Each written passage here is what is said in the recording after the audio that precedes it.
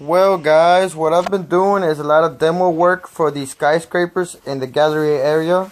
What they want us to do is go into every floor and make sure that everything's disconnected and offline so the sheetrockers can come in and tear down the walls so they can be safe.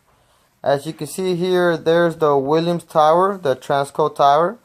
Now, the reason why I'm showing you all this is because for these demolition jobs, you really don't need a lot of tools. You just need the basic tools. And here I'm going to show you what basic tools you need. And this Klein tool pouch, I actually just recently purchased it like about 2-3 weeks ago.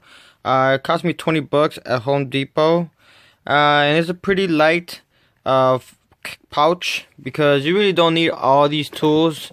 You just need the basic tools, and these actually carry all the basic tools that I need.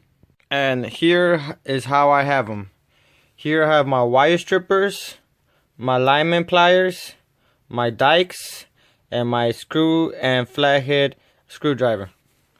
Now, here I keep these wire strippers and not the Kleins because they're a little bit more versatile. They have the reamer, they have the holes for the outlet screws, and like I say, these are my wear and tear. So as we do in demo, I have to punch it through sheetrock and stuff like that, so I don't mind actually abusing these, and they're pretty good. Next, I have my dikes, my diagonal cutters from Klein. I barely purchased these. They cost me about 24 bucks. You can buy some for 34, but they're just a little longer or wider or something like that, but these are actually perfect. I was actually using these right here for a little while, and they work just fine, but they actually have a little fatter profile at the end, which I think so. So it kind of got in the way when I was clipping into existing boxes and wire that I was cutting into. These are actually more better for woodworking. I actually used it for woodworking, taking off nails, screws, etc., etc. So they're nice, they're good, but I like my Klein. They're my new favorite tool. I've been using it for maybe. Here I have my lineman pliers, and as you can see, it's a little sheetrock on it and stuff like that. It's been abused lately, but they're good to have because sometimes you might have live power and you might not even notice it, and you cut something, and it's good to have because in these demo jobs, some of these wires are still on. Of course, I check them, but you know, just sometimes it slips up, so it's good to nice to have these insulated ones. And here are my insulated screw and flathead screwdriver. As you can see, they're also beat up. I might buy me some more, I'm not sure, but they're still doing the job.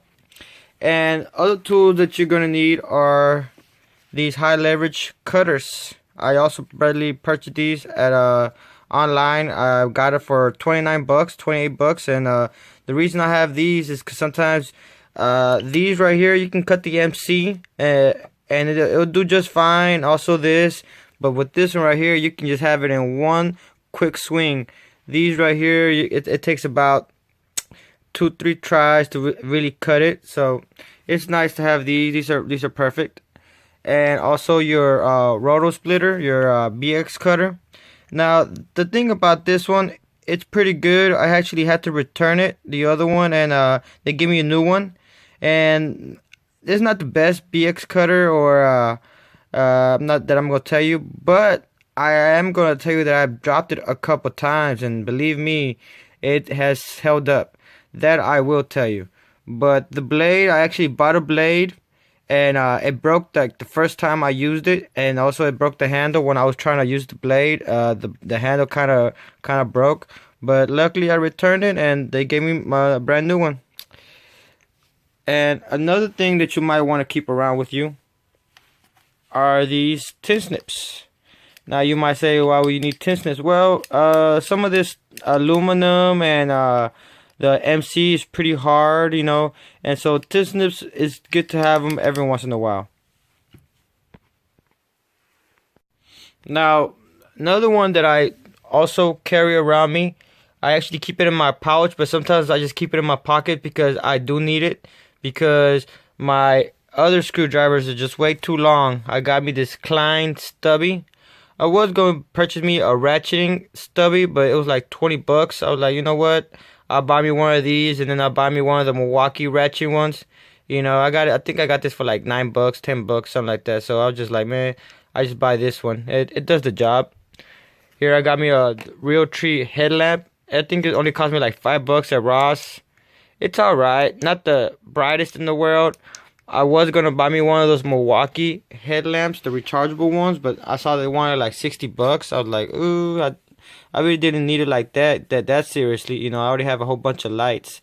But the only reason I didn't buy them is because I want to get the headlight, the rover light, the pen light. So it's a lot of them for $60. It's a lot of money. So that's why I went with this one. It was a cheaper alternative way to go. Another thing you might want to carry is an impact driver. An impact driver is always useful. I'm not really using a lot of it, but you know, sometimes just to make things faster, I'll use it. And recently, what I also purchased are these Timberland Pro boots. I got these for $120. They have the steel toe. They say they have a copper lining for bacteria and stuff like that. So it's pretty good. I've been using them, and believe me, they have been a lifesaver. I bought some Walmart ones. These right here, for $20. They did okay, but you know they you can feel the difference and texture and softness. I had some Dickie ones, some Dickie steel toe boots, but they actually tore on me, so that was kind of surprising. I thought they were going to last long because they were Dickies, but they didn't, so they didn't last.